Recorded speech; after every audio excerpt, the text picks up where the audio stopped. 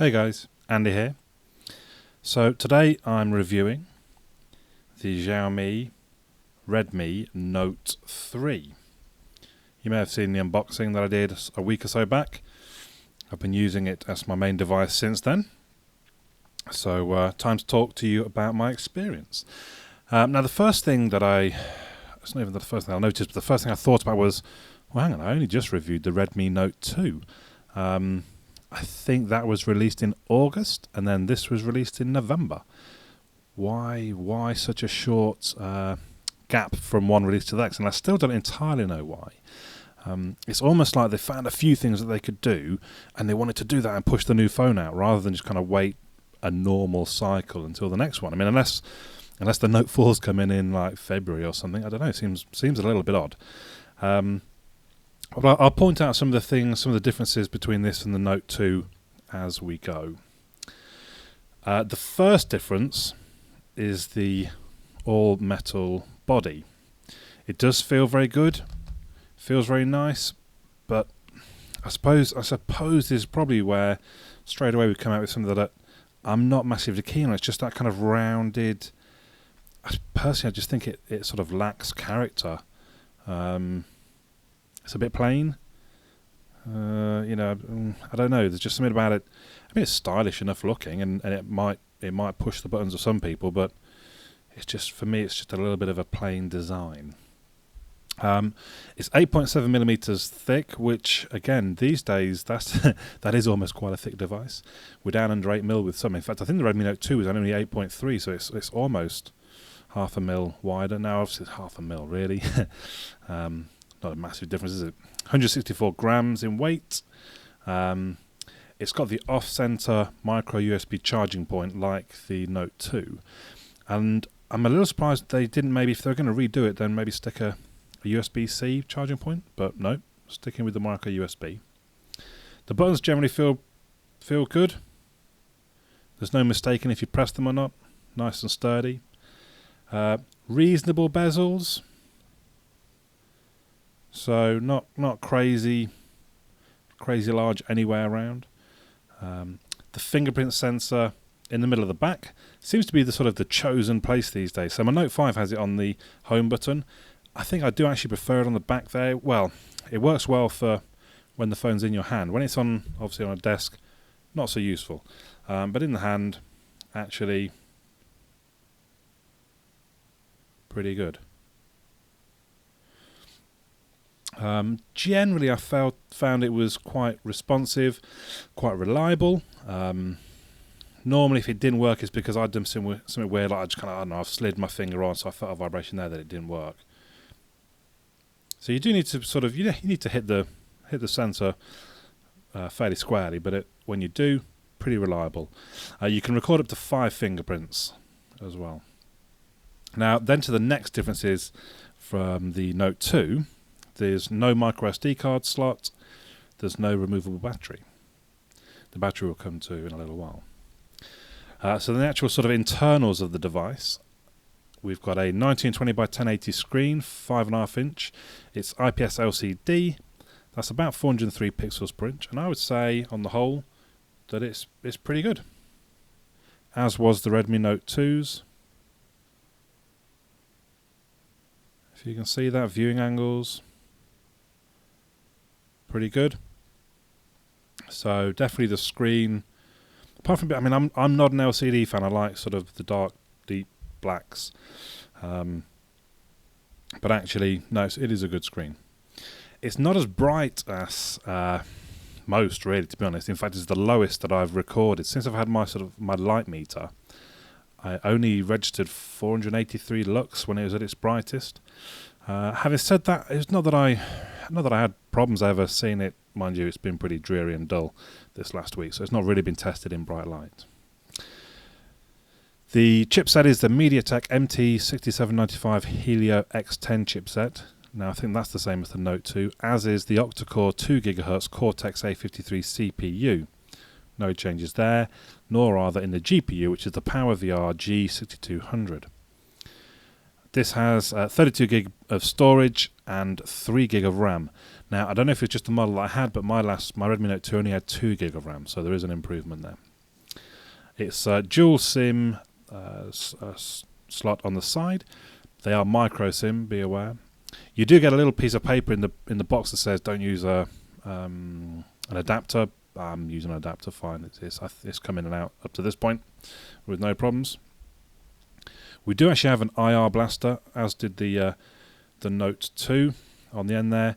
I've not been able to use it. Possibly it's not helped because I haven't a clue what they're talking about. Now I might be able to do something about that, but to be honest, I wasn't massively bothered. I'm not a user of an IR blaster, but it is there, and by all accounts it works with most devices. The speaker really is quite poor. I'll give you a quick sample. That's so weird, isn't it? Yeah, Iceland is one of the few countries where both educated and uneducated people spend 80% of their time on social media. But in Germany, even uneducated, that is someone with no or low. Now, could you hear how that was skipping? I'm not sure, because I've got a directional mic that's up there pointing at me. You might not be able to hear this very well. But first thing you might have noticed, I think that jumped back a bit. I don't know why the Redmi or the Xiaomi devices do this. It struggles to remember where I've been listening to, and it keeps jumping me backwards, and I find myself listening to the same thing repeatedly. Then maybe you could hear in that clip that it was kind of almost like it was crackling, but I think it was sort of stuttering and struggling to play. It only does it in BeyondPod if I open up Amazon. And actually, I mean, that sounded okay.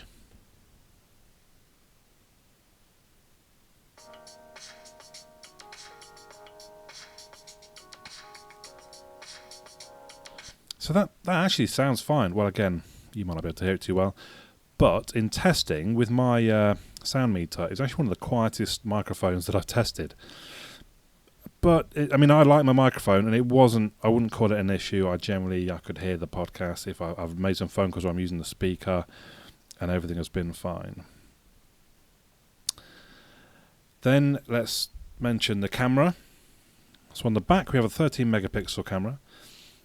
As before, in the settings, it defaults to lower quality, so make sure you go in and have a look and crank it up as high as you want. A lot of people have panned the camera, saying it's terrible. I'm sticking with how the Redmi Note 2, it's okay. It's not particularly reliable. I got some, what I thought were pretty good shots from it, and then every now and then I'd get, normally lower light, I'd get a pretty poor picture. Interestingly, you can scan QR codes direct from the app. Let's have a quick look at sort of settings and things, if I can remember how to get to them. So there's the different modes. I like it's got things like the gradient mode, where it tries to level the picture out for you. It's interesting. Manual camera mode. How do I actually go back to? Oh, there we go. Actually, how do I go back to regular, normal? There we go. Here's the settings. So scan QR codes, and that's quite handy. Picture quality, that starts off at standard. I would suggest cranking it right up straight away. Age and gender, so we'll have another go. This is what the Redmi 2 did as well. 47. I get younger if I show more hair. Look at all that hair, look, 30, woohoo! And then you take the hair away. 29 female, what the hell? So it's a bit of a giggle. We have to go into a separate video mode before we can record video, just be aware of that. There is slow motion. It's greyed out at the minute because I'm on 1080p mode. You have to drop down the resolution to be able to use slow-mo. There is time-lapse, and I think that's the same settings. Maybe not. No, it's not. Again, it starts off at just regular HD, I think. Volume buttons function, you can change that.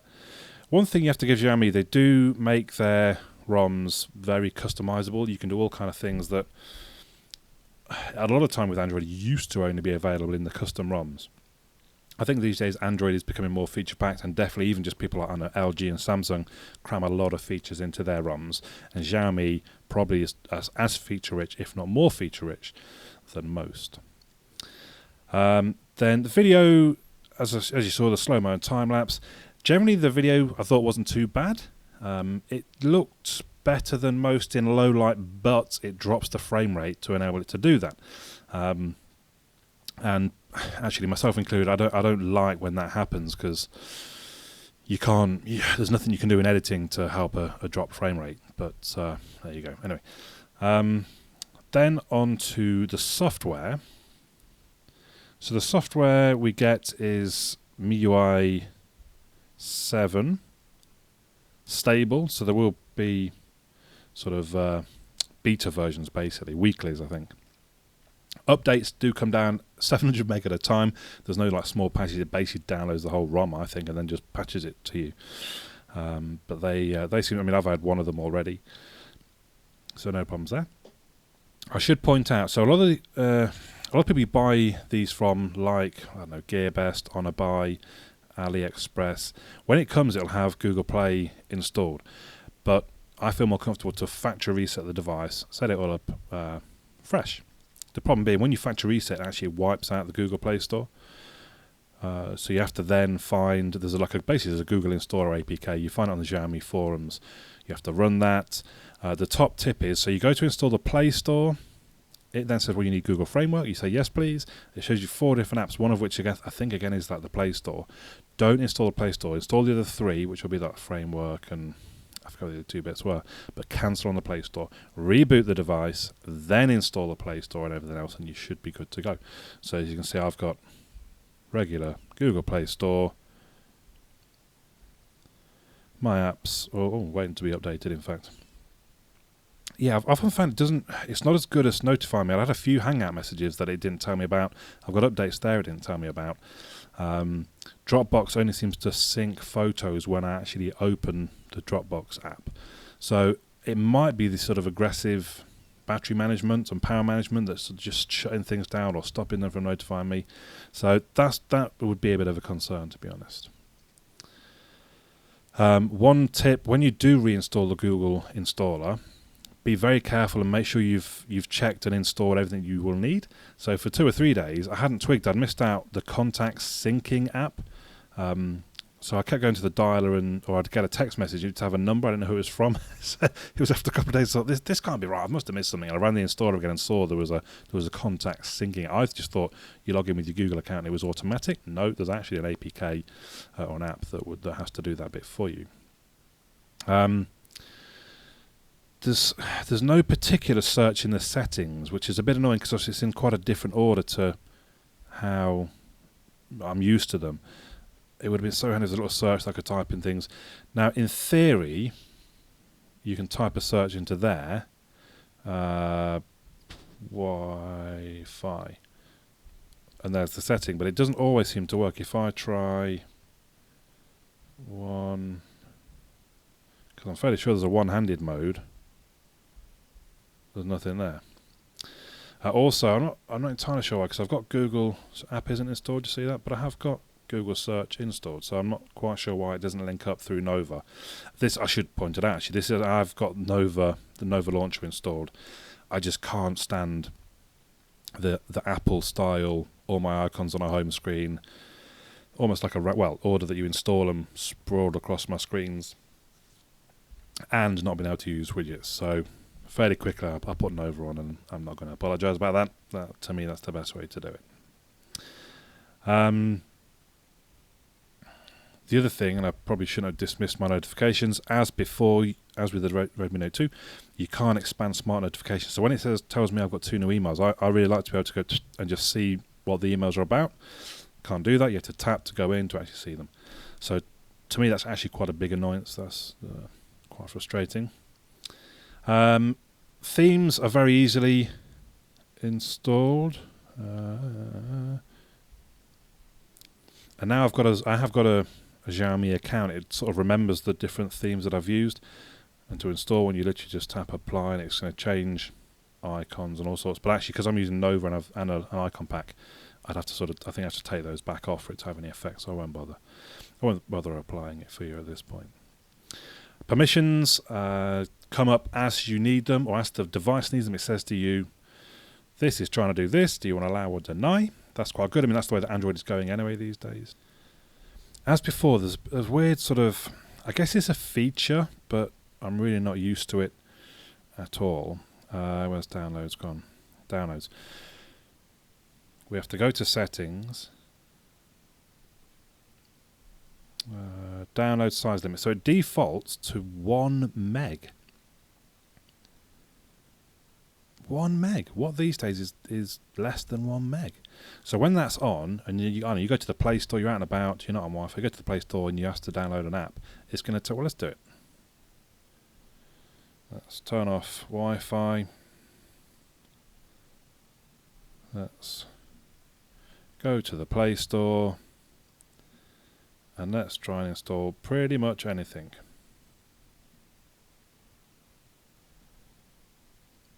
Mind you, that one says already, so we don't particularly want a game, do we? So Buzz widget, because games do often say you have to download. Oh, I think it's doing it anyway. Can we find anything that's? I know this one's quite a small file. So I think that is the, can we app switch back? That's not what I wanted. I wanted downloads. Let's go in through this way. Downloads, settings. So we're going to change that back to, but bear in mind it defaults to 1 meg, so you will want to come in and change that setting. Now let's try again.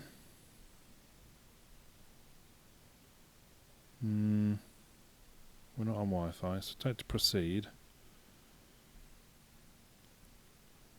No, I'm a bit confused by that, because I know this isn't a big file. It's just a widget. So what have I managed to do there? Unless it's something weird like so it is set to unlimited. Unless it's something weird like I would need to reboot.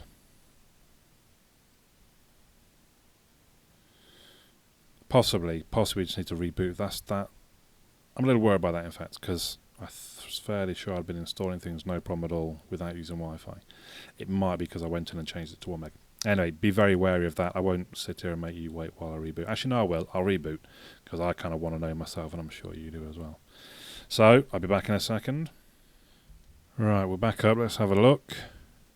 I'm fairly sure that I've been installing things without any problems.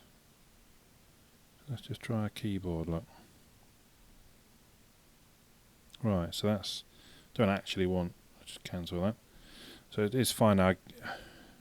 I want to find that same, it's gone now, isn't it? I want to double check on the same app. Yeah, I'm not quite sure why it did that then. That was a little bit weird. It's almost like when I changed the setting in downloads, it didn't then apply back until I rebooted. But yeah, anyway, just so be aware of that one. There are 2 performance modes as well. If I can remember, I think it's in with power.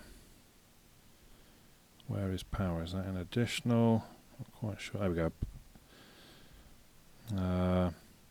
So I tried with performance. You get this annoying notification all the time that you cannot get rid of. And then I go back to balanced and it's gone. And interestingly, when I ran benchmarks, it made no difference at all. So I just left it unbalanced. I thought that might help with the battery, but actually I've been getting pretty poor battery life.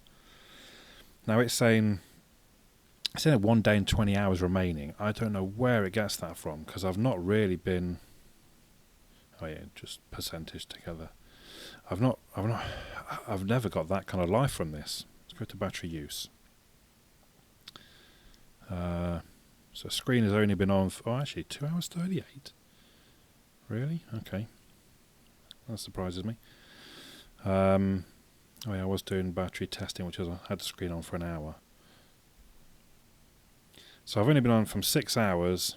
It's gone a third of the way, so mathematically you're imagining I'm going to get about 18 hours perhaps in total. And it's thinking I've got a day and 20 hours left? I don't think so, unfortunately. So I don't know if it's just about, maybe I've got some apps in there that are causing me issues, because I don't get great life on my Note 5 either. I get sort of anywhere from 18 to 24 hours. But this has got 4,000, I don't even mention, this has got a 4,000 milliamp hour battery in there. you'd imagine with 4,000 milliamp hours, this thing would go on for a couple of days, but I've not been experiencing that at all. It's really not particular. I mean, it's not that it's a problem. So yeah, I'm going to get 18 hours, and I've had 2.5 hours screen on time. So in theory, 18 hours, including 7.5 hours screen on time, which is actually fair play. That's pretty good.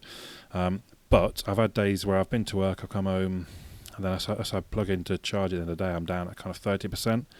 That's probably worse than my Note 5. And the Note 5 does have good battery.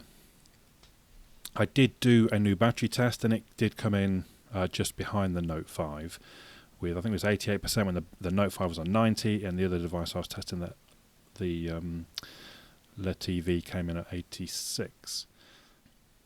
So it does have fast charging, but I don't press the wrong thing.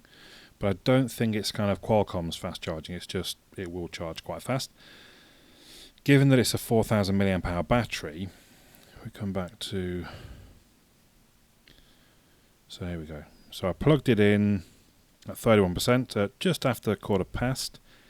It got to 60% at just after, I mean, it's almost exactly 30 minutes. So it did 29% in 30 minutes, which would indicate it could charge to full in an hour and a half. Now it will slow down as it gets nearer the top. So here, so what's that, 20 to 1, it was at 90, 1:15 it got to, so that's 35 minutes for that last, that's pretty slow actually. Was it 35? Yeah.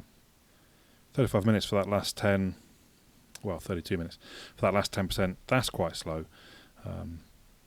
So probably a full charge, I've not done a full charge from like pretty much dead, but I'm going to guess 2 to 2.5 hours. But then like I say, there's a 4,000 milliamp hour battery. There is of course no wireless charging, unfortunately. So some people have said the battery life is amazing. I unfortunately haven't experienced that. It's been quite average. Then down to sort of hackability. There isn't even a Note 3 or Redmi Note 3 forum on the XDA developers site just yet. So that's normally where I go to for ROMs.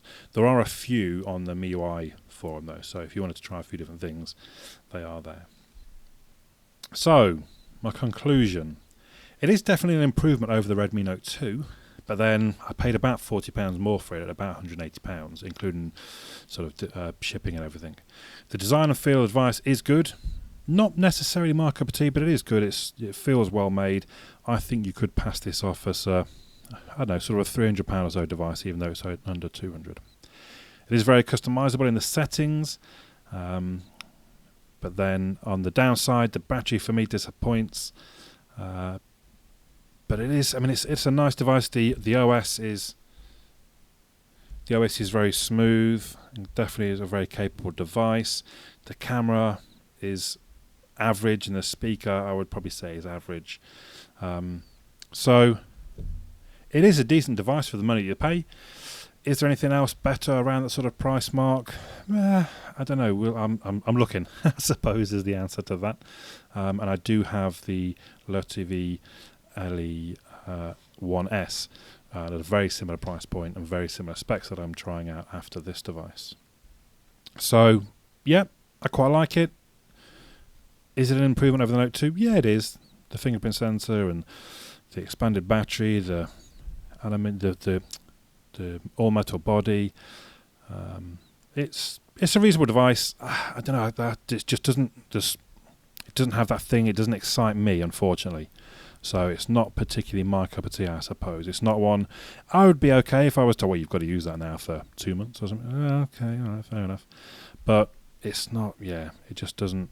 And I don't think that's about it being a sort of a budget device. There are some budget devices that I do very much enjoy using. But this, I don't know what it is. It's just doesn't flick my switch. But I'd love to know your thoughts. Let me know in the comments down below. Until next time, my name's Andy. I'll catch you all again soon.